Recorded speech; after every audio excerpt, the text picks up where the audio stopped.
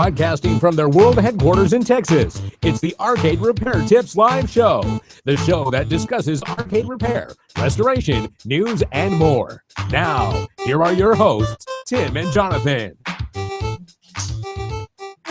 Hello, everybody, and welcome to the debut episode of the Arcade Repair Tips Live Show. We're so glad to have you guys on board for this, our first debut episode, Tim. But before we get started, I should mention that my name is Jonathan Leung. I'm the producer, director, and editor of the Arcade Repair Tips video series. And joining me, as always, is Mr. Arcade Repair Tips himself, Tim Peterson. Tim, how you doing? I'm doing great. Good. So, obviously, people know us from the audio podcast, which we have now handed off to some of our friends. But for those who may not be familiar with you, Tim, maybe give them a little introduction. Obviously, most of the people watching have probably seen a lot of your YouTube videos. So maybe give them a little introduction about you, just real short, so people that aren't in the know how this channel came about and why you're in the videos. All right. Well, for those of you who don't know me, I'm Tim Peterson, and we have been working on games together over 10 years. I have been working on them since I'm 10 years older than Pac-Man. So right about the time Pac-Man come out, I began to work on games. So got quite a bit of history that goes back. But for the last 15 and a half years, I've worked for Chuck E. Cheese. So I do this full time. And we've been doing a podcast now and videos for about 7 or 8 years. Yeah, actually, I think this year will be 9 years. Wow. So in May. So most people here are probably familiar with us, but if you're watching for the first time, thank you. You'll also see that Jonathan normally edits a lot of my stuff, and we can't do that live, so you're going to find out how many times I mess up now and say stuff backwards and well, whatever. At least it'll be on video for posterity forever. So, yeah. I mean, I guess that's a good thing. Normally people have to pay for the outtakes for that kind of stuff. That's right. Now you get it straight live, so here we go. Oh, there you go. And before we get started into our content here, guys, we do want to remind you that we do have a group chat available. We are monitoring that. So if you guys have any comments, questions, anything that you want us to address on the show today, we would invite you to go into the group chat, send a message to us. We'll try to get to all of them, Tim, here in the next 24 hours or so that we'll be broadcasting. Did I say 24 hours? Sorry. The next 1 hour that we will be broadcasting, not 24. Sorry, Tim. I know that people want a video of you sleeping, but I don't think that's going to happen today. No, about 9:30, that's what they'd be seeing, too. There you go. So, guys, again, we want to thank you guys for joining us on the live show today. We're broadcasting here from my game room in Texas, Tim, just like Nathan Knight, our announcer, said. And Tim, what have you been doing since we last talked? I think our last podcast was October-ish, September-ish of last year. So even though we've kept in touch, what have you been doing specifically? What's been going on even with Chuck E. Cheese? Can you give us a little bit of an update? Yeah, I've been busy because we had just installed the Play Pass system at our store, where it's a token system. Correct. To an extent, it's kind of like Dave & Buster's. Some games you have to have a token to play.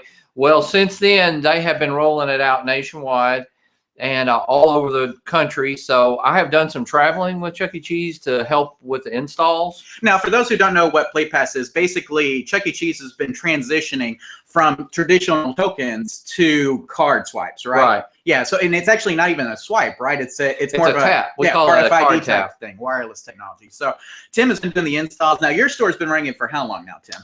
We've been 7 months. 7 months. So we're starting to get a lot of the bugs worked out and really kind of getting it down. A guy came in, he kind of complained, man, I missed the tokens. And I said, but hold on a second. Do you realize on Wednesdays you can pay for 1 hour of all you can play for $15? Wow, that really? Yeah, and or did you realize that half price Tuesday, I can't half a token, but I can half points. There's a lot of things that we can do. We offer 2 hours unlimited play birthdays. We're doing Sensory Sundays. If you haven't heard about that yet, John, where people with special needs can come in on Sundays and they play for 2 hours unlimited. There's a lot of things that we're doing that we couldn't do with tokens that we can do as a card. Very nice. Now, Tim, obviously, this is a big change in the shift. Why do you think now is the right time to go to Play Pass instead of maybe in the past? Well, before you had a lot of small children would come in and they'd call it monies or something. They wanted the tokens. But now we got 3-year-old kids walking in with their iPad and they're, by the time they're 5, they're already programming their own games. And so I think as technology has increased, it also has given us but also that flexibility where we can offer more for your value. We're going to talk a little bit about that later with some Chuck E. Cheese history for those who stick around. But value is for games, I think, is really states is you've got to be competitive. Absolutely. And, you see pretty much all of the big FEC, when I say FEC, Family Entertainment Center, Tim, Right. all of the big FEC chains are now going to card-based systems, whether that's a swipe or a tap or whatever the case may be. I was going to ask you, do you still call them credits or tokens? I mean, what is the correct terminology for what you get on the card? We usually say points. Points. That's what we'd say. Okay. You get so many points for so many dollars. And, it's just like token deals. The more you buy, the more points you get. But you can also earn points. Right. Or like sometimes I'll see a kid and maybe he'll say thank you, and I can give him a couple points for being polite. Or you can earn points by registering your card and stuff like that, or going online and doing things. So there's a lot of different ways to get extra points, and that's kind of neat too. So from a technical aspect, has it made your job harder or easier, considering that you've got all this new tech around? What has changed with your job because of PlayPass now? Well, it's kind of like trying to teach an old dog new tricks. And at first, it was pretty tough because I grew up understanding and knowing how coins work and used to coin jams. That part of it I really don't miss because it does away with that. It does present some other, everything is not perfect, and it does some other challenges. But as I'm learning, it actually has not been too bad. I've been kind of impressed with it overall. Just the conversion of some of the games. I'm not worried about newer games that are coming out because a lot of them are already made for it. Right. What's hard is, let's say we got some games that are 8 or 10 years old, and trying to reconfigure the insides of that to take out those mechs and everything and still make it give a token or to play has been a little bit challenging in certain games. But with so many stores, we have websites that I can personally go to that help us and show me pictures and things like that. I'm looking for Chuck E. Cheese to shoot a YouTube video and knock us out of business pretty soon. But now, one thing you did mention about it, and we're about to move on here, guys, but I just find it interesting. One of the things you did mention about it, Tim, was that it's made your coin pull a lot easier. Because before, every Monday, what did you have to do with the tokens? Yeah, it took about 5 hours to single count, not by hand, but we had a coin counter. But you got to understand, we would have 250,000 tokens.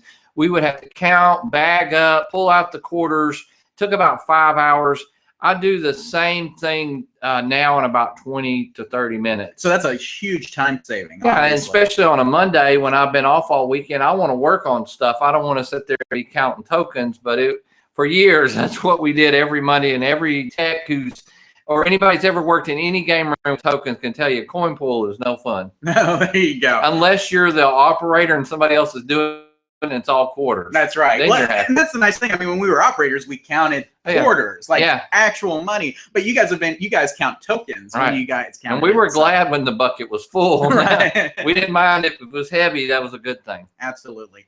Now, Tim, I see something in front of us here, and our friends at home can't see this, but this is something you brought from Chuck E. Cheese today, correct? Yes. Okay, so tell everybody what it is, and let's show it off, and maybe we'll give a little review of it. Well, we'll go right to the chase because I'm hungry here.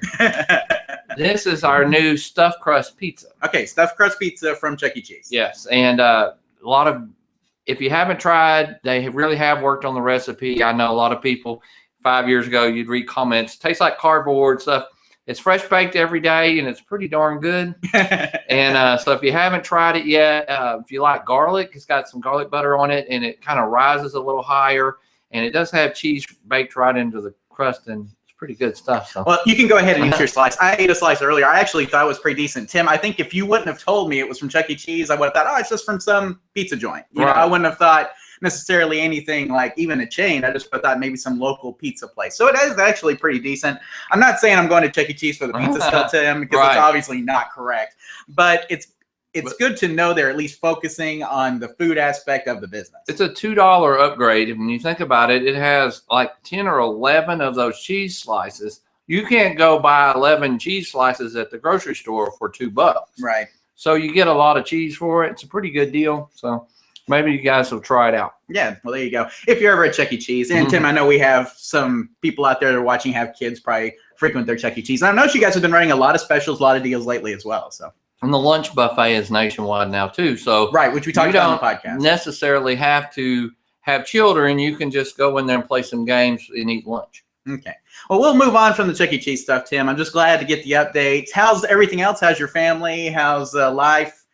Maybe at the end of the podcast, we'll talk about movies. So don't say movies. But. Everybody's good. Seems like just busy as usual. You know, got kids in school, and we always got something, plays, powerlifting meet, something going on all the time, showing rabbits, whatever they do. So we stay really busy, but fortunately, that's good. It means that we have a lot going on and a lot to do. Absolutely. Well, glad to hear that, Tim. We're doing good as well. Obviously busy. I think everybody is busy in the springtime, Tim. We're coming up on a busier time. Of course, it's the start of baseball season, Tim, one of my personal favorite times of the year. So I'm looking forward to that as well. Well, guys, we should go ahead and remind you that there is a group chat available. If you guys would like to send us messages during the show, you guys can do that. We hopefully will see those and answer them before the end of the show. So if you want us to answer something or you have a question about something, please go ahead, add it to the group chat. We'll try to get to it here in a little bit. Now, Tim, we'll go ahead and do updates like we kind of used to do on the podcast before we get into what we call discussion topics, Tim, because not everything we're going to cover today is necessarily a question, right? So we're just going to do kind of a generic discussion topic type section. But I do want to remind people that if you haven't been to our website at arcaderepairtips.com, we have a question and answer database that continues to grow, Tim, all the time. It is currently up to 1,200 questions and answers, and even more than that, technically, but 1,200 on the small side. And so if you guys have questions about games and you just want like maybe a quick search, see if you can find an answer, that's available to you at arcaderepairtips.com. That's what's neat about it, John. You consider there's 12,000 problems solved. And you made it where it's so 1,200. 12,000 would be 1,200, but you made it so easy where it's searchable. Right. So if I'm just working on Donkey Kong, I can narrow that down to, say, 50 questions or whatever and probably find something that will really help me. Absolutely. And, Tim, the biggest thing, too, is it also is searchable by Google. So if you search for our website, you search for, like, Donkey Kong, you should get those results as well. So it's a good way if you just want to go on there, do a search for maybe, like a particular game like Tim mentioned or something else. It's available to you. Again, that's at arcaderepairtips.com/questions. And Tim, we made mention of it just a little bit ago, but we are no longer doing the question and answer podcast, which is our audio format podcast. We have handed that off to the very capable hands of our friends Eric and Chris, Tim, and basically Eric and Chris have done a fantastic job so far. Have you listened to many of the episodes, and what are your thoughts? Oh yeah, I've listened to all of them because I think they're a whole lot more interesting than me. But it's hard to listen to yourself. Absolutely. But I like to listen to them. Of course, I hope that you guys see their knowledge base is just really good, and they really have a good approach to everything. And I think as they get more comfortable with it and everything, I think it's going to really be a good plus for the listeners out there. Yeah, and I think there are 3 episodes in now, Tim, if I'm correct. 3 episodes, yes. I think that they have so far of the podcast. And the first one was good, but they've definitely made improvements every time. So the 3rd episode that they did recently was really great, and we're hoping to get another episode coming very soon from them. So if you guys want to listen to it, you can, of course, listen to it on iTunes. You can listen to it on Stitcher. But it's also available, Tim, on our website. If you go to arcaderepairtips.com, in the right sidebar, there's a link that says question and answer podcast. If you click that, you'll get all the posts that have the question and answer podcast right there for your listening enjoyment. So that's awesome. Yeah, so it's a great way if you guys want to listen to the podcast. We highly recommend taking it in. Again, those questions, Tim, are all questions that we've gotten via the questions at arcaderepairtips.com email address, and so, or our website. So it's a really great way to get some great answers, to whatever questions you guys may have. Now, Tim, we're going to start covering more of the YouTube comments and questions on the live show, since we're going to be doing a live show every week. Okay. So that's something that should be said. We always used to cover those in the audio podcast, but now that we've kind of split, to the audio and the video, we're going to do the YouTube questions here on the live show, because this is where you guys are leaving them. And then we're going to leave the email and website questions to Chris and Eric, and hopefully they'll be able to handle those. So far, Tim, they have done an outstanding job. Again, you guys check out the Question Answer podcast with new hosts, Eric and Chris. And then, Tim, the other thing we should mention is that the Texas Pinball Festival 2017 is coming up very soon. And so if you guys go to texaspinball.com, you can find out more about it. But, Tim, I think we're going to try to attend. I think I have to work like the week before that. I have to go out of town, but I should be back in time, hopefully, to attend the festival. And I believe you're planning on attending as well at this point, right? Yes. Okay, and I know Eric and Chris are also thinking about it. I think they're pretty much set on that they will be attending. And so we're hoping that we can do some podcasts from there, that we can shoot some live videos from the floor, Tim, which is, you guys have probably seen those on our YouTube page, some of the live videos that we've had from the show floor. Great stuff, guys. I mean, it's such a wonderful time. If you're anywhere near Texas, you should definitely get to the Pinball Festival, Tim. I think it's one of the largest of its kind as far as festivals, expos go. So all I know is Elvira is going to be there. Oh, there you go. What else can you say? And we want to thank Ed and Paul and all the rest of the organizers of Texas Pinball Festival, Tim. They put in so much work to get that going. And I know you mentioned Elvira will be there. I'm looking forward to playing some machines I haven't got to play yet. So I'm hoping that Batman is there. I haven't got to play the new Batman 66 model. Obviously, Aerosmith came out not too long ago. Kind of want to give it a whirl as well. Is there anything that you're looking maybe forward to playing? Just some that, that we played before that we just didn't get to play a lot. I'm kind of hoping with some of the new hotness will make some of the older ones a little more accessible. So yeah, I'm really looking forward to just playing any of the newer Stern titles over the last few years. Absolutely. And so it'll be a great time. And Jersey Jacks. Oh, of course. Yes, of course. Oh, Dialed In. Yeah. What about that? I definitely want to give Dialed In a play, Tim. For sure. Seeing especially with the Pat Lawler heritage behind it. Hopefully it's a very good game. So all of Jersey Jacks games I've really enjoyed. Hopefully this one will be along with them. So, but it'll be a great time. There'll be a lot of great people there, a lot of great opportunities to play some wonderful games. So you guys, if you want more information, check out TexasPinball.com. And hopefully we'll see you at the Texas Pinball Festival 2017. Well, Tim, let's get into our discussion here. So what we've done, Tim, is we've kind of merged some questions with some discussion and kind of thrown it all together into a package, if you will, that we call discussion topics. And so whereas before, like in the audio podcast, we did like more questions and then discussion, we kind of broke that out. Now we're going to kind of combine that all into one. And so we are going to cover some questions. We're going to cover some discussion. But remember, guys, if you want to throw in your own comments, questions, discussion, whatever it may be, join the group chat and let us know what you got. So, Tim, without further ado, we will go through some of the questions here that we have on our outline. And Tim has the outline here that he's looking at. But we will show you guys the questions on the screen here so you can see them, and then I'll read them, and we'll come back for Tim. So let's go to our first one here, Tim. And the question is from Mr. Nice HK. I don't know if HK means Hello Kitty or. I'm just glad he's nice. Oh, there you go. At least he's Mr. Nice. Right. Not just nice. Oh, Mr. Nice. A little above and beyond. That's right. Exactly. So Mr. Nice asked, how do you exit the game with the original control panel? Now, Tim, it's important to note that this comes from our video on installing a multi-cade upgrade kit for Pac-Man cabinets. Now, a lot of you may know that that actually has to do with 60-in-1 boards, right, Tim? Yes. So that's actually a 60-in-1 board that we were using in that video. So he's wondering, how can he exit the game? What combination on the control panel can he use to exit the game? Well, there's no specific combination, but you're going to have to finish the game. Yeah. And if it's in my case, it's not going to take long anyway. So you just die. Right. Yeah. And that's what you have to do in order for the game to reset. Yeah. There's no way to get out of it.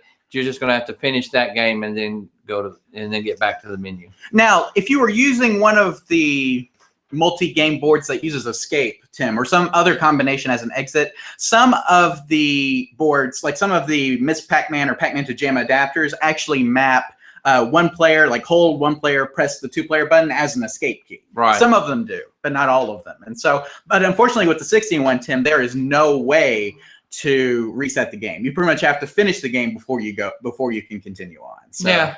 Which, I mean, as long as you have all the default settings, Tim, how quick is it to die, really? Yeah. Like in Pac-Man, Gallagher, or something like that. You can get through it pretty fast. Yeah, so it doesn't take me long at all, even trying. There you go. So if I want to try to die, actually, sometimes I have played longer trying to die than I do trying to live. It's funny sometimes that when you're trying to die, you actually end up living longer. Like you said, I've had that happen to me before. I'm doing game testing or whatever the case may be, and then all of a sudden, the ghosts are like avoiding me. It's like they don't want to touch me anymore. So if only they would do that in a serious game, Tim.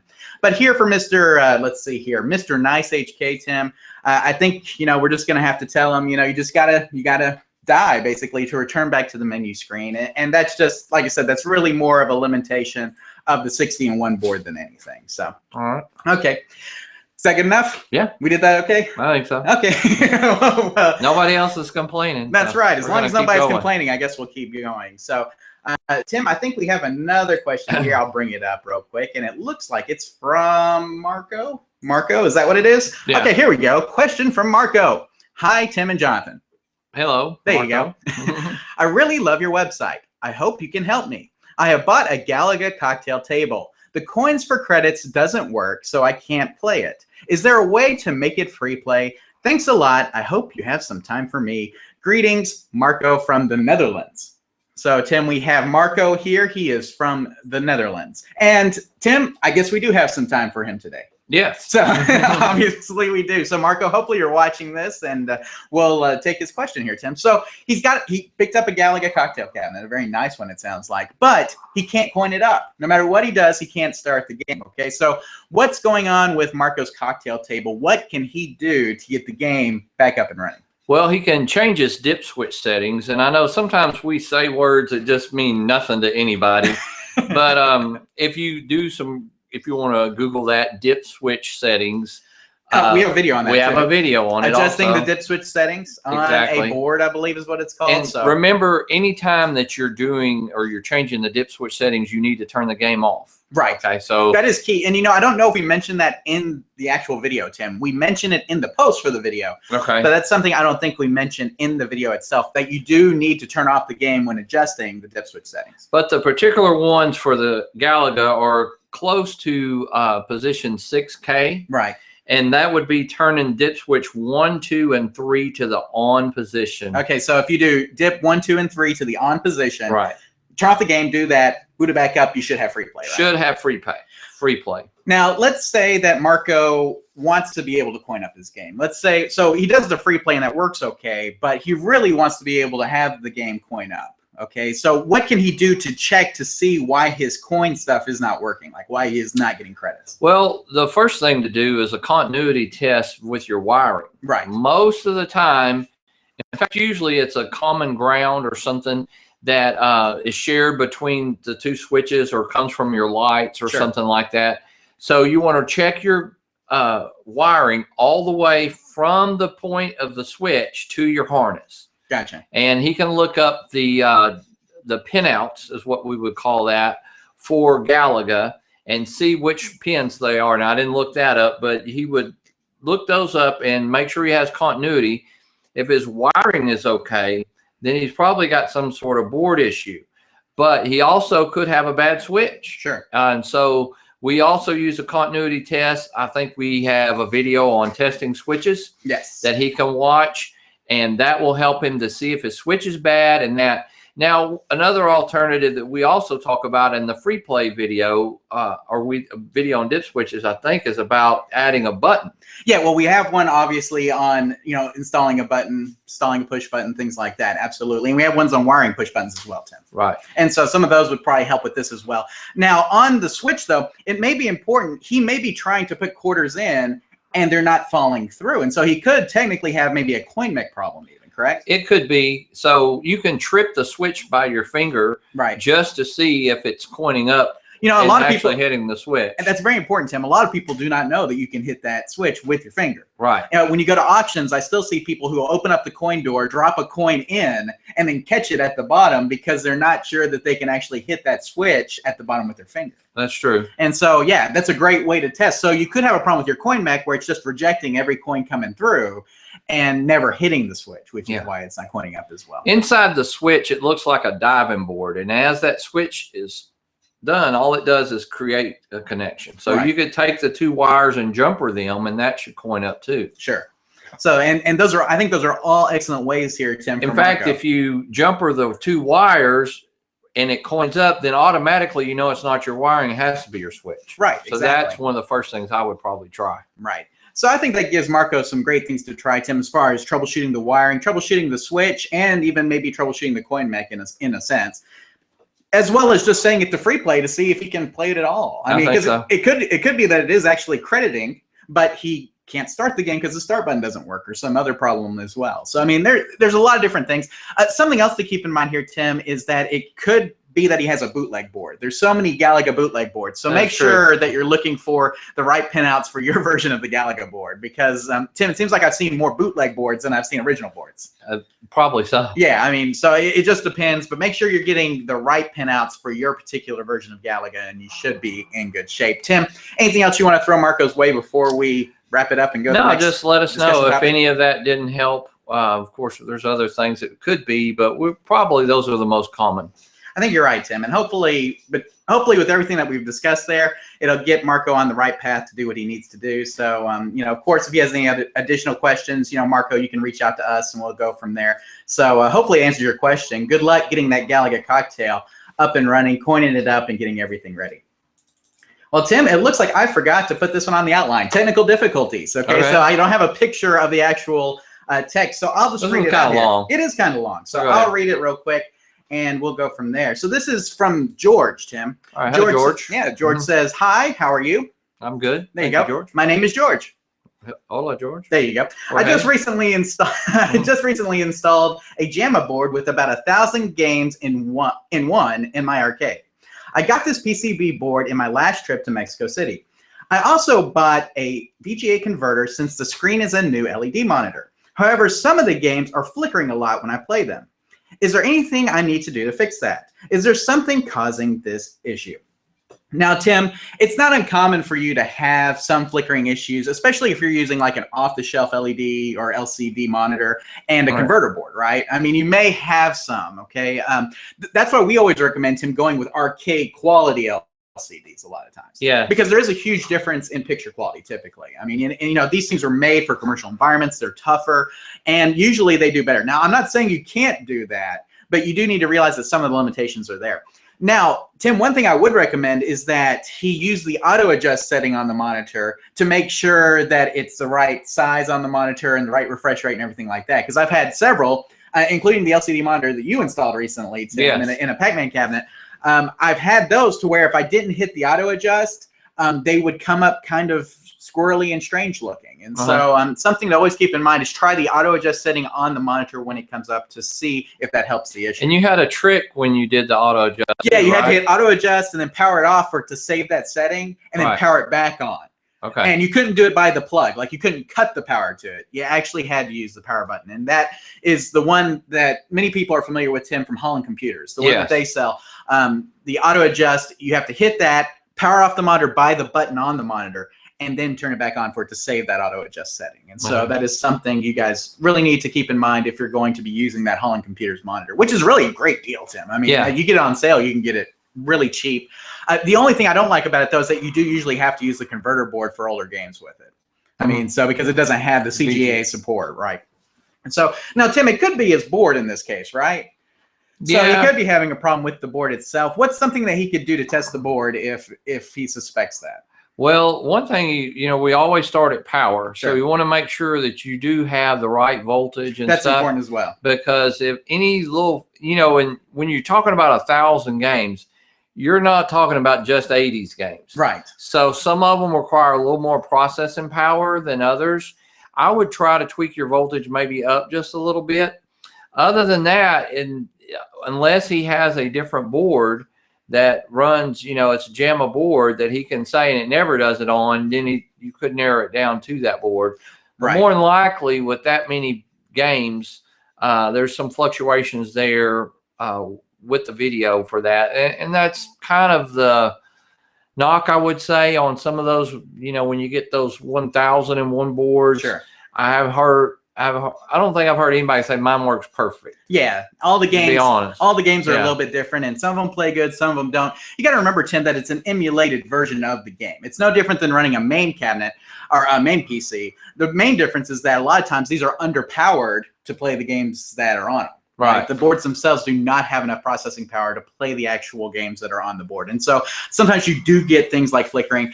Tim, and I'm curious what he means by the flickering. Is it like a pulsing? Is it like a bright white? I mean, I'm not sure exactly what George means by that. And so it'd be interesting, George, if you're listening, to let us know what you mean by the flickering. Maybe even send us a video and let us take a look at what you're looking at to see if we can pinpoint the issue. But Tim is exactly right. Definitely want to check your power supply going to the board. Make sure that it's got adequate voltage for running those games. You also want to check, like I said, auto adjust settings on the monitor. And you may want to check your converter board as well. Make sure, because there are settings on these VGA converter boards that you can change, Tim. Yeah. And so you may need to dial those settings in order for it to work properly. And Tim, I'm not real familiar with all the settings that are on those boards. To be honest with you, most of the time when I plug them up, they just work. Right. But it could be that this is sending out a different signal, something that's a little bit different, that you may need to tweak that converter board in order to get it to work properly. So, Tim, you have anything else for George before we go on here? No, I think that covers that one pretty good. Okay. Well, we'll move on here. But, George, hopefully that gives you some ideas on your problem. And good luck getting that 1001 game working perfectly. So. See, Tim, this is weird because we always, we never do video. So it's like I feel like I have to look at you. I have to look at the camera. It's so much different. So, but hopefully you guys are enjoying the show. Run. There you go. Trial run. It's the first episode. But we do want to remind you guys that there's a group chat available. If you guys want to send us any messages, you can do that. We don't have anything in there right now, Tim, but we're hoping that'll change. So just want to say hi. We're good with it. That's right. Exactly. You can say hi. You can say, if you got a link to something you want us to take a look at, whatever you got, please let us know. We definitely want to address any issues you may have, especially for those who are watching live. Tim, different experience, right? Yeah. Thank you guys for watching. That's right. Thank you guys for watching. So, Tim, I have another one on here. I think I forgot to add to the outline. Well, this is really short. Yeah, it's really short, so it's not like I'm really missing anything here. I did. Okay, so the question is from Kitsune91. Do you guys have any experience with Dance Dance Revolution machines? Just curious. Well, Tim, it's funny that he should mention that, right? Yeah. Because we actually have a Dance Dance Revolution machine in storage. Many of you who have listened to the audio podcast for a long time, I remember back when I got it. For free. For free, that's right, except for moving expenses, really. But we got it. It's still in storage. Tim, it was one of the things we did not sell when we cleaned out our storage building. Right. So we did clean out our storage building recently. It was one of the games that we did not sell because I'm hoping at some point I can cram it into my game room here and we can get it working. But Tim, you have extensive experience with Pump It Up, correct? Yeah, we didn't have a DDR at Chuck E. Cheese, but Dance Revolution, but we did have a Pump It Up. Right. And they're pretty similar. Sure. Most of them they're PC-based games that, use the pad as their controllers. It kind of has an inverter, like we use in MAME or something. Like a keyboard encoder. That keyboard encoder that would sit there and tell you, because, most time it's a direction, actually, that you're going. Sure. So they're really not that complicated. There are sensors underneath that as you push down on them, they tell you, what to do, or it goes this way or that way. And the rest is just lights and music. There's not a lot to them. And they're actually, if you ever have a chance, they're not that hard to work on. So now, we should say, though, that those things have pretty good audio systems in them typically. Oh, yeah. Because, they've got usually good bass, good subs, and good sound systems because they're a music game. And so that is something that's nice. I've noticed that even though mine's not working 100%, when you turn it on, it comes on, it still gives you that thump, thump, thump, and so the sound systems on them are really great. But, and for home use, there's a lot of emulators and stuff, and you can build your own. Especially if you had if you can find a non-working one or one that's a good deal, and you kind of want to customize and do your own stuff. That's what I think is pretty neat about them. There is a lot that you can do with that. Absolutely. And also, we met a guy not long ago, John. Remember, we did a video. And what he did was he took the pads and took it away from the game and just put a big LCD on the wall, and used that with his computer down there. And I thought that was an okay idea. Tim, nobody's seen that video. It's still on my hard drive. So there's a video coming. Looking forward to that. That's coming right. There's a video coming with a guy who had his own arcade and we're not going to snakes. That's right, and collected snakes. I forgot about that. Yeah, so and Tim, this video was different. We did it kind of documentary style. Yeah. And so I'm having a hard time editing it for that reason, but hopefully at some point we can get that out. Because he had some really impressive setups with DDR and some other things. So more details coming, Tim, later on. So by all means, we do have a little experience. If you can get one, I think it's and I think that a lot of people listening now are growing up in your era, John, that was such a popular game. I think as far as game rooms go, and if you threw a party and you had the DDR there, it's still going to be a hit. Absolutely. And I think you're right. And you can't play them there's not very many around anymore. They're getting fewer and fewer, it seems like. They used to be a staple in most places. But now, like you guys had to Pump It Up. Do you guys have anything like that now? Not in a long time. Yeah. Now, I know that, is it Andamiro that makes that? I think that they are still making them. Yeah. Okay. but it's really, I don't think you see them out as much as you used to. The new ones have the LCD screens and, you know, nicer pads and good sound systems. I mean, they're really nice, but you definitely don't see them out on location as much as you used to. No. I think if you're at a bigger family entertainment center, you'd probably see them. But anyway, so Tim, I think we answered Kitsune91's question here. Yes, we have some experience with DDR machines. So if you're familiar with them or you need some help, we'll try to help you out as best as we can. So hopefully that answers your question, and good luck with any future repairs you may have. Okay, Tim, so we have some stories now. Okay. Okay, now this one was actually sent to us on Twitter from our friend Retro Amigo, he's actually sent us stories in the past and everything. And this has to do with Chuck E. Cheese. Oh. Okay, so we'll go ahead. We'll move over to his real quick. So, news story submitted by Retro Amigo. Will Tim have to add bouncer to his job title, guys? And the name of the story here, Tim, it says, police called to same Chuck E. Cheese twice in 2 months for brawling adults. And this is from the Consumerist. Okay, Tim, I'm going to read just a brief summary of what the story says. You guys can check out the link, and we'll post it in the show. It shows comment stuff later. But basically, it says, according to Chuck E. Cheese, the incident began as an argument between two customers, then escalated when one of the adults threw an unidentified object at the other. An employee told TV station WFXT that the object caused a cut on the woman's eyebrow.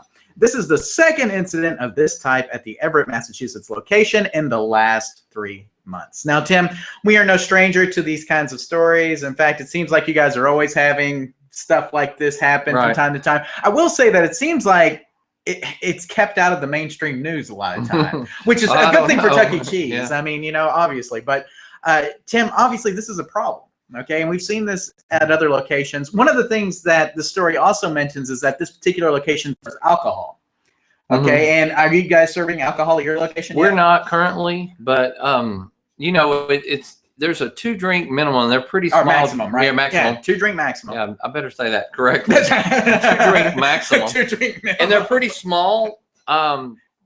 You have to purchase food to get more drinks. So to help balance. Yeah.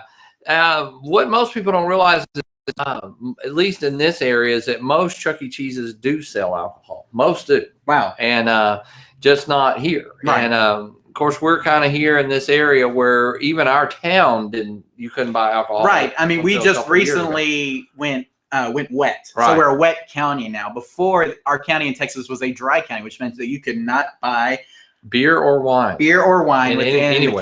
the county limits. Yeah. So people had to drive out of county to get that stuff. But now we're wet, Tim, and I think it's been fine for the most part. I mean, I don't think that it's contributing a factor as much as just being crowded. You know, and I'll be honest, some people just, you know, we live in a society where everybody is just kind of push and shove. And so people just need to relax and have fun. You know, I don't think that we get a lot of the spotlight. I think any place that would be as crowded as we are on the weekends, you probably find the same thing at a bus stop or a train station or an airport.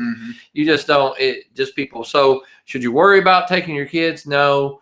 Anywhere that you take your kids, though, you should watch them and be aware of what's going on around you.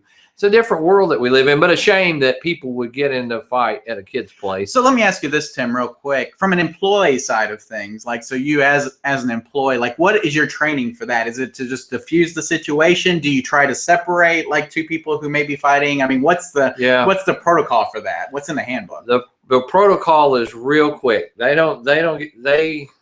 asked to leave or call the police. So that's it. They're not, once that has escalated to that point, they have two choices, you know, to go to jail or go home. And most people choose to go on step out, or they can take it outside or whatever they want to do. Sure. I think about a high school football game is a lot, you know, you get a lot of fights and things like that. So, you know, and that we're basically going to protect our employees. Sure. No matter what. So keep that in mind. You know, I definitely have a lot of tools in my toolbox. So, you know, and most people, I would just say this, most people at Chuck E. Cheese aren't getting paid that much. So don't expect anybody to take the rest of their life for you. They're going to hide. Right. They're going to get up in the sky tubes and In the so sky tubes. if you're in counting the on ball pit, they gotta be hiding. if you're counting on us rescuing you, you're in trouble. Okay. But also, a lot of people here conceal carry and stuff like that. So I would highly recommend not acting a fool. So now any you just brought up concealed carry. Is that allowed at Chuck E. Cheese? Because some places will post that. Well, that if is it's not allowed. concealed, how can we know if Well, it's there or not? Right? Sure. That's Sure. my point. We do ask that you not bring weapons in. But, That's what I was about to say. Okay. So There's that's the the sign. official company policy. yeah. Okay. But if it's concealed, I know you got it. No, sure. That's But wrong. okay. But anyway, that is a good point, Tim. But yeah, I think what happens. And Tim, I have been there on a Sunday. I've been there on a Saturday. It is just crazy. I mean, like literally, like walking like this through like gods of people, and then you're lucky if you even get to play a game because you're trying to walk through everybody. And, I mean, that's not y'all's fault. It's just that you create an environment where you just have gods of people there, And like you said, I think when you're in that tight space, I think some people also just kind of react badly. I mean, that's all it comes down to. So, I think you're right. You just be careful, watch your kids, and just try not to stir up any trouble. So, Right. I mean, if you can, but Well, this is kind of the world we live in, that everybody is just in it for themselves and they're not being courteous and polite and stuff. So, we need to change that environment to everybody can take turns and all those things that we teach our kids, adults can do also. Absolutely, Tim. That's a good point. I like that. So I thought it was an interesting story, though. So Retro Amigo, if you're out there watching the show tonight, hopefully you got a little something out of that, Tim. But, Chuck E. Cheese, it's just an interesting place. I still find it interesting. I'm a big kid anyway. So, okay, Tim, well, we're going to go to this next one. And, Tim, this has been getting a lot of traction on our Facebook page. And it's actually posted by our Facebook moderator, Louie. And so that's one of the reasons why we picked it. I'm going to throw it up here real quick so people can see. But it was a news story, and it's from Motherboard. And the title of it is "The Video Game Industry is Lobbying Against Your Right to Repair Consoles." Yeah. You can, before you even read it, you're like, what? Well, and that's why I wanted to read some. You have to read the article, right. I was going to read some of the article to people so they wouldn't just like totally jump on it, because we had a lot of people who just kind of reacted from the headline. Right. Okay, which there's nothing wrong with that, because the headline is pretty correct in this particular case, because that is what they are doing. I mean, it's very accurate in that particular case, but it's something to think about. And I'm just going to read this real quick here, Tim. The Electronic Software Association, a trade organization that includes Sony, Microsoft, Nintendo, as well as dozens of video game developers and publishers, is opposing a right to repair bill in several states, which would give hardware manufacturers fewer rights to control the end of life of electronics that they have sold to their customers. Bills making their way through Nebraska, New York, Minnesota, Wyoming, Tennessee, Kansas, Massachusetts, and Illinois state houses will require manufacturers to sell replacement parts and repair tools to independent repair companies and consumers at the same price that they are sold to authorized repair centers. The bill also requires that manufacturers make diagnostic manuals public and requires them to offer software tools or firmware to revert an electronic device to its original functioning state in the case the software locks that prevent independent repair are built into the device. The bills are a huge threat to the repair monopolies that these companies have enjoyed. So just about every major manufacturer has brought lobbyists to Nebraska, where the legislation is currently the furthest along. In a letter to bill sponsor Senator Lydia Braish, the ESA and other major trade groups argue that the bill would threaten consumer safety and security, is unnecessary, and mandates the disclosure of protected proprietary information. Manufacturers have generally raised these points of opposition to right to repair legislation. They say repair is unsafe. They say repair could cause cybersecurity problems. And they say that repair could lead to intellectual property theft. While companies are happy to speak in vague terms about these issues through closed-door meetings between lobbyists and politicians, none have specifically said how legislation would harm their business or their customers. Does that pretty much give the gist of it? Sounds like it. Okay, so basically there are these bills that are going through some of the state houses, Tim, that would basically say that you have the right to repair and that the manufacturer must supply you with repair materials, tools, software updates, whatever you need to repair your console for the same price that they would charge any authorized repair center. So basically, instead of having the authorized repair and get all of that for cheap, and you having to pay like thousands of dollars for that stuff, it would basically level the playing field between authorized repair centers and just individuals or consumers who wanted to do the repairs themselves. And obviously, the manufacturers don't want that because they have a monopoly on the actual repair. And they are worried about people hacking consoles, because if they release all the information about the console, schematics, and everything else, then people will know everything about the hardware. Okay, and there could be intellectual theft that goes along with that, and so on and so forth. So, I mean, I'm not going to get into all that, Tim. What did you think about that, though? What do you think about these manufacturers basically having this monopoly on repair? Well, since we're a repair website, I mean, this is part of what we do, right? It is, and I'm really going to ride the fence a little bit and say I can see both sides of the coin, because we teach people do it yourself instead of calling somebody. Absolutely. The problem is, because of the reason is there's not very many people you can call. That's right. Now, if there were, and there were repair shops on every corner, I would probably say take it to the repair shop, because some of the repairs are dangerous. Right. And without the right tools and without the right things, you could do a lot of damage. So I get what they're saying. Right. Now, if they're worried about you stealing stuff, then they should be worried about that anyway, because somebody that's going to do that is going to tear it apart. They're going to figure it out. Right. They're going to figure that part out. And so I see both sides of it. I do think that we do have to. It's nice to have the authorized repair centers, just kind of like when you think about automobiles. Right. I mean, at least I want somebody that's went to some school or something. I don't go take it to Bubba's backyard and expect, unless you can. He's probably cheaper. Well, if I know Bubba and we're good friends. But if Bubba doesn't have the right diagnostic tool, I know I'm going to take the Camaro to him. I'm going to make sure that but I also, when I go to the Chevrolet place, I know that their people have been trained and trusted. So there's both sides to this. I pay a lot more, but I also trust those people a lot more.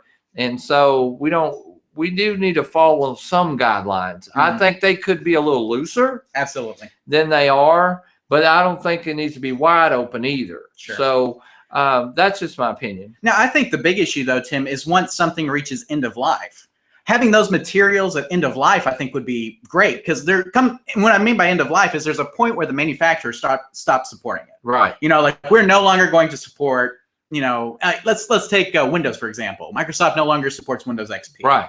Okay. But what if they opened up Windows XP and said, okay, we're going to give you this back door that you can make your own software patches. You can continue to use the system. Exactly. Continue to open it up. If you're not going to support it, then you need to release it, open it up. And so maybe that's the bigger deal here, is that maybe instead of just willy-nilly saying, okay, you have to release it right now, maybe the requirement should be, once you phase this product out, once it reaches end of life, we want you to release all of the documentation you have on it. And that's a document. Let's use a real example, like Atari Home button. Sure. Somebody come along and says, hey, I have the rights and you can't reproduce those. Right. And then they said, okay, sell me 20,000 of them. Right. And the guy couldn't sell them any. Right. Well, if you can't sell, it's just like me going to the Chevrolet place again and saying, I want a hood ornament for a 56 Cadillac. Sure. They're going to say, we don't carry those in stock anymore. Well, then I should be able to go out and make as many as I want and sell them on eBay and everywhere else if you are not going to provide it. And I think that's where it really comes into, Tim, is that having that information for people who wanted to reproduce or wanted to fix those things past end of life, I think would be so valuable for those people. I mean, luckily with arcades, we have a lot of the information. We have schematics for boards. We have a lot of that stuff. But a lot of these manufacturers now are keeping that stuff in-house. A lot of electronics manufacturers are keeping that stuff in-house, Tim. And by doing that, we don't know as much about the hardware as we could. Now, somebody, like you said, will take it apart. They'll figure out how it works. Sure. They'll do the reverse engineering on it. But imagine how much easier it would be if the manufacturer released all that information whenever that product reached end of life. Right. And so maybe that's my point. What do you think? Let us know what you think. So if you have any thoughts on right to repair, manufacturer, stuff like that, leave us a message in the group chat or in the comments, and we'll read it here on the air. Tim, I think we're going to move on that. I know on the Facebook page, a lot of people were talking about it wasn't for somebody talking about the towel method. They couldn't have fixed their Xbox. Right, exactly. Or you couldn't have waited. And right. That's true. So I think there are always going to be hacks and stuff on the internet. There'll always be sites like us to tell you how to fix stuff. But if they would loosen the strings a little bit, or maybe have more centers, then people didn't have to wait so long and stuff like that. I think that would help too. Absolutely, Tim. So great thoughts on that, Tim. I thought that was very interesting. So that's why we were covering that. So Tim, I think we're to the point here that you teased earlier in the podcast about a Chuck E. Cheese menu? This is Why are we covering this is Chuck E. Cheese's 40th year, and 40th. Yeah, 40th year. So this is the Big Four. Chuck E. is turning the Big 4-0. Big 4-0. And 1977. And I obtained a copy of the original Chuck E. Cheese menu. You're going to show that now? I am going to show that now, and I don't know where you got this from. You'll have to tell us, but that's it, right? Yeah. Now I can zoom in on this, but I mean, this is what you guys are looking at right here. Tim, obviously, Chuck E. Cheese was a character at the Pizza Time Theater, right? Isn't that how it worked? So before it was just Chuck E. Cheese's. As many of you guys know, Nolan Bushnell, founder, and San Jose, California. And this is the very first Chuck E. Cheese menu. And I just think it's pretty interesting when you look at some of the prices. Here's your Pizza Time Theater. Now I know you know all these guys because they're still in a lot of the marketing material, right? Yeah. You've got Chuck E. Cheese. Now Krusty, is Krusty still in some of that stuff? I've not met Krusty before. Okay. We have Pasquale. Now I know he's still in some of the things. Jasper. Jasper T. Giles is still around. And the Warblettes are no and more. Then guest stars. Okay, this is the generic guest stars. There we go. So we'll keep on going here. Stupendous salads. So you had a salad here, and it looks like what is this? Create your own delicious concoctions at the salad bar from a delightful array of garden fresh greenery. 95 cents. 95 cents. Yeah, pretty good deal. Now it looks like you had frozen yogurt by the dish and the pint. Obviously, we did. There you go. I don't remember that. And toppings too. So maybe you guys should bring that back. Here's this the where beer it gets right interesting. Here. Okay. Yeah, 50 cents a mug. I almost said $50. 50 cents a mug. $2.25 for a pitcher. $2.25 for a pitcher. Yeah, a pitcher of beer. So what's interesting here is a pitcher of beer was $2.25, and as you can see on the screen, soft drinks were $1.50 a pitcher. Yeah, it is right. So you can get a 2-liter or 30 cents a glass. 30 cents a glass. Wow, times have definitely changed there, haven't they? I heard that McDonald's was going to dollar everything though, like on their soft drinks. So maybe we're getting back. Maybe we're getting back. So here are hot sandwiches. Yes. So you had the meatball, beef and sausage, ham and cheese. So you guys offered that stuff in the store. Oh yeah, $1.65, $1.50, $1.95 for the super colossal submarine. That's the colossal. There you go. And then Big C's preposterously perfect pizza. Did I say that right? Yeah. Okay. So and this is the Big C combo: cheese, pepperoni, salami, mushroom. So is that like your? That's like the Supreme? super combo supreme right now. Okay. And the largest one we had, the big cheese, was $6.95. Golly, I can tell you it's a lot more than that today. Right, and you had Pasquale's extra portions on here, and we have birthday specials. Register any food register ticket over $10, double tokens. Wow, that's a good deal. So any little pizza, all that kind of stuff. Pizza Time program. So you guys actually had like a program. Yes. That people could come to. So you had the matinee from 12 to 1, dinner shows 5:30 and 7:30. So people actually showed up at these times. Right. Stuff. So it was actually a big deal to come and watch the show. People would sit in the showroom and watch it. Right. At that time it was a technological marvel, right? Yeah, it was. So and today the object is to slim down the show and get you out there. That's right. And play more games. So. And here it says the fun doesn't stop when we bring on the food. So obviously we've got more food and fun. We have a signature from Mr. Chuck E. Cheese. Looks like a print. Now I see the program here. You got the program. Now I didn't see the games. Where were the games? Did we pass that up? Let's see here. And you guys are welcome to. We can include a link or something where they can download that. I think that would be pretty cool to print, have a game room wall or something. Now here, but all of the games were were a quarter each. So that's what I kind of wanted to talk about, John. Is inflation? Obviously, the pizza's a lot more. Right. The drinks and beer are a lot more. Absolutely. So what's interesting, though, is games have not went up that much. A lot at Chuck E. Cheese, even at other establishments. Right. So inflation-wise, right now you get 3 tokens for $1 at my location. So we're saying 33 cents a play. Sure. Something that was a quarter is only 33 cents today, whereas the pizza is doubled or tripled. Right. And the drinks have quadrupled. Right. So, I think that for our value, really, we can go play games today cheaper than we could have in the 80s. That's true.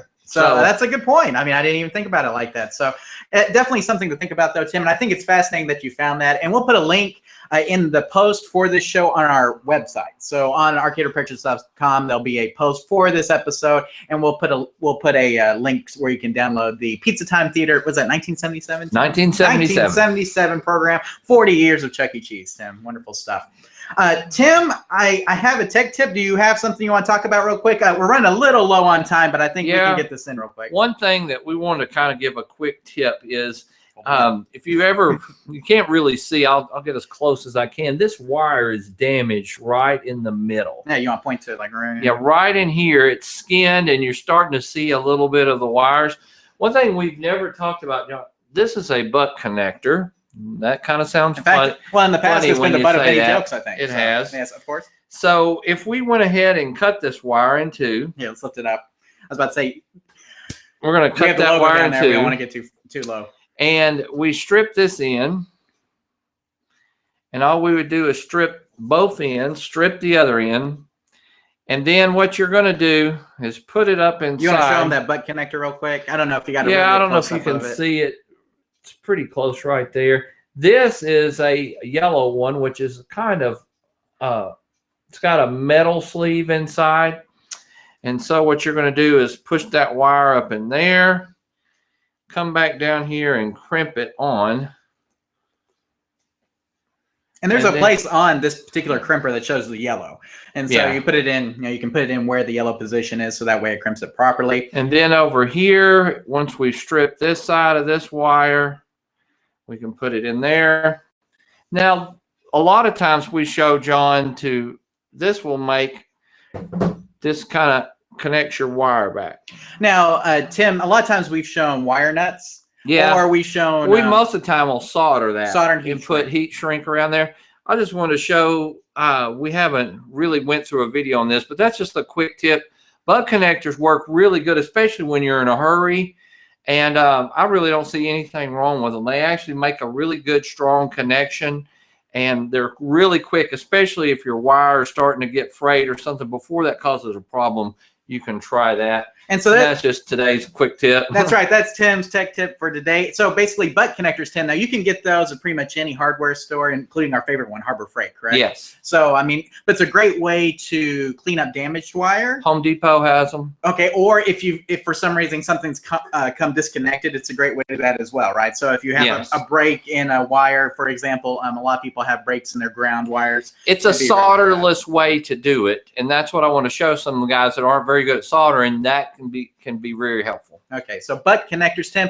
How much do those usually run? Like, oh, they're 10 cents or less or each. I just bought 100 from Hap. They were 7 cents each. There you go. So $7 for 100. So you can buy 100 for $7 from Hap. Now, of course, Hap has minimum order quantities. I think it was 100 that you had to buy. So anyway, but I use them all the time. So that was Tim's tech tip, guys. Use butt connectors if you have damaged wiring or disconnected wiring that you want to attach permanently, right? Yes. Okay, so you can pick those up at Harbor Freight, your favorite hardware store, or Hap, SuzoHap.com. You guys can get them there as well. Okay, Tim. I mean, let's see. Oh, we got 2 minutes until the hour mark. So I guess it's time for this. A lot of people may not know. Those of you who are friends with Tim on Facebook probably know that today is Tim's birthday. Tim, happy birthday. Thank you. What are we doing a live show on your birthday? Well, it was this Thursday or the next Thursday, which I'm going to be out of town. So here we are. You always give me good presents, so it was a good time to come over and get my presents. Okay, well, we have to sing happy birthday. So if you guys want to sing with us, you can. Tim, I know that happy birthday is public domain, but since you work at Chuck E. Cheese, I was thinking, happy birthday from all of us to you. Happy birthday from your Arcade Repair Tips crew. Hey, how's that? Is that good? That's pretty good. That's old school. Yeah, what do you guys do now? You need a ticket blaster. We say happy, you say birthday, remember? Oh, yeah, that's right. You guys have changed it. Everybody does something different now. It's hard to keep up with things. So, happy birthday. I don't have a cake. Yay. I was going to get you a cupcake, but here, open this one first. Okay, this one's first. Yes. I didn't know they were in order. Well, we will. They're not really in order. There's no order. Oh, sweet. I don't know. I just thought that you may want to play with it. I will. So I don't know. I don't know. Your son may have one. So Nope. I didn't have one. You guys Nope. are going to have a lot of fun with that. It has a camera built in. So So it's like a mini drone. it's a mini drone. It's So a drone. there you go. So maybe we should film our episodes with the mini drone. I don't think that one's got the best camera in it, but there you go. Well, we will definitely play with that and spy on my neighbors. Now you can just fly it over just a bit, and you can see into their windows. Okay. Hey, but if you get caught, I never gave it to you. All right. So here we go. I don't think I taped this one too. This one comes from Amazon. Oh, there we go. Let's Okay. see. You got two of them in here, so Okay, well, I'll go for this one first. there you go. Open it up. Let's see it. Definitely a shirt.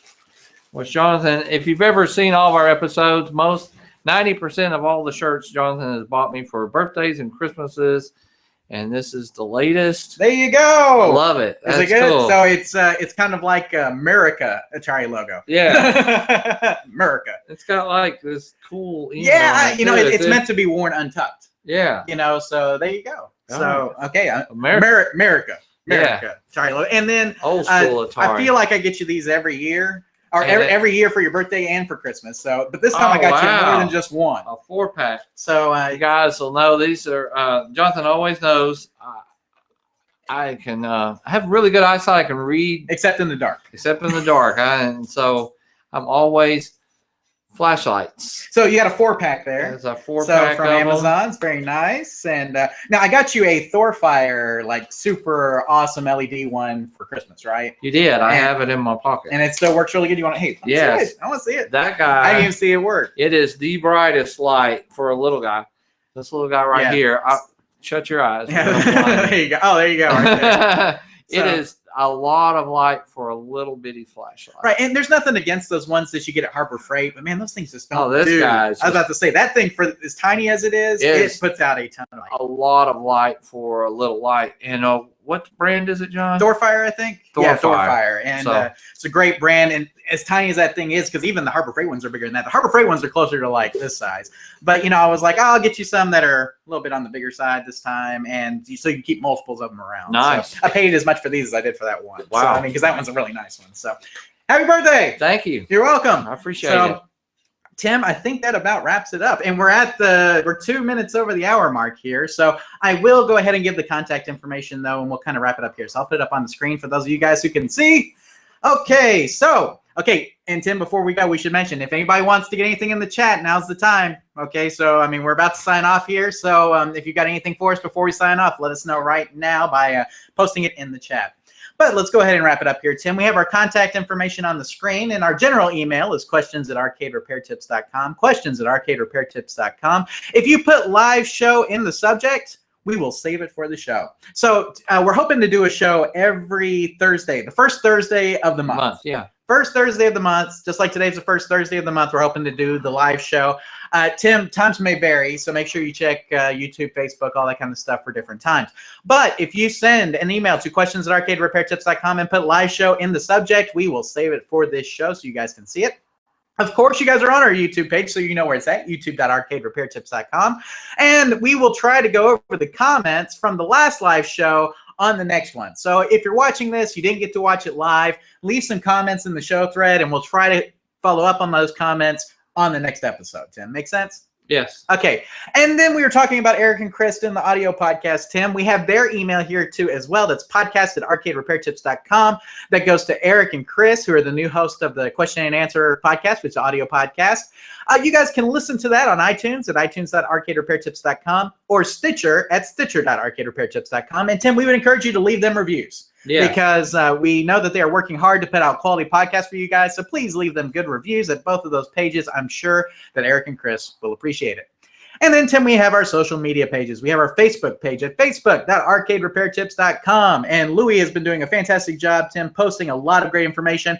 Tim, I really feel like lately we've been rocking and rolling on that. We've had some really great stuff on there. And, of course, we have that stuff cross-posted to our Twitter feed as well at twitter.arcaderepairtips.com. Now, obviously on Twitter, you guys can send us information there just like Retro Amigo did in this episode. If you have anything for us to look at, take care of, or anything else. So, well, Tim, I think that brings us to the end. We only ran over 4 minutes. Well, that's if we don't continue talking. Yeah. But before we go, Tim, is there anything you want to say? Any movies or media things you want to talk about? Music? Anything you've been listening to? Did you see Rogue One? Yes. Was it good? Oh yeah. Okay. It was really good. I thought it was good too. But it's kind of like Titanic. I'll just say it like that because you know what happens, guys. Okay. Right. Titanic, the boat sinks. There's a reason why a lot of these characters are in episode 4. So I was really disappointed when I heard it was more of a prequel type. I was looking for the continuation of the last one, but after I watched it, I was like, oh, well, no, that was good. I liked it. There you go. I will give 3 quick hits. Passengers with Chris Pratt was decent. Okay. I heard it was terrible, but it was actually pretty good. So Passengers, it only has 4 people in like the whole movie, but Passengers is pretty good. Hacksaw Ridge is fantastic. Yes. It's movie. a war movie. It's rated R. It's very mature, but it's a great movie. I thoroughly enjoyed it. The other one I watched was The Founder, and I think earlier I talked about McDonald's, Tim. The Founder is about Ray Kroc and how he founded McDonald's. Okay. And Michael Keaton plays Ray Kroc. That'd be interesting. And it's very interesting. So I won't spoil anything for you here. I do recommend you watching it though. It's kind of shot in documentary style, but I know it's dramatized, but it's still a really great watch. So we would encourage you to watch that as well. Tim, any other movies or anything you want to cover? This is it. So this is the live show for this month. Next month we'll do another one. So I don't even know what the first Thursday of next month is. Whatever it is, we'll try to do it on that day. Anything else for the group chat? You guys have a couple of minutes here to get in here while Tim's thinking of whatever he's going to say. No, nothing much. Just want to thank you guys for still watching us and listening to the podcast with Eric and Chris and all the support that we're still getting. And we look forward to some of these may be more informative, maybe more of a working type, watch us fix something, whatever you would like to see. Why don't you send in some recommendations or what you would like for us to talk about? We'd be glad to try to accommodate you if we can. Right. And remember, all these episodes will be available for download on our YouTube page, and we'll also put them up on our website, arcaderepairtips.com, if you guys want to watch them again. Any comments left on the YouTube page, we'll try to get to in the next episode, Tim. But I think that about does it for everything. I hope you guys had as good a time as we did, Tim. Yeah. I don't think it went too bad. I think we had a pretty good time. We didn't mess up anything too much, but it was still fun. So thank you guys for joining us. We appreciate everybody who watched live tonight. And Tim, remember here at Arcade Repair Tips, when we fix the game, we play the game. Take care, everybody. Bye, everybody. Night.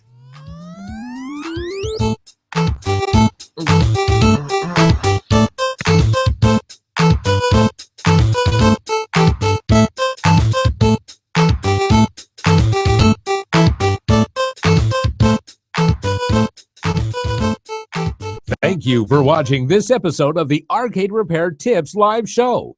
All of our past episodes are available on our website at arcaderepairtips.com or on our YouTube page. This show is intended for entertainment and educational purposes only.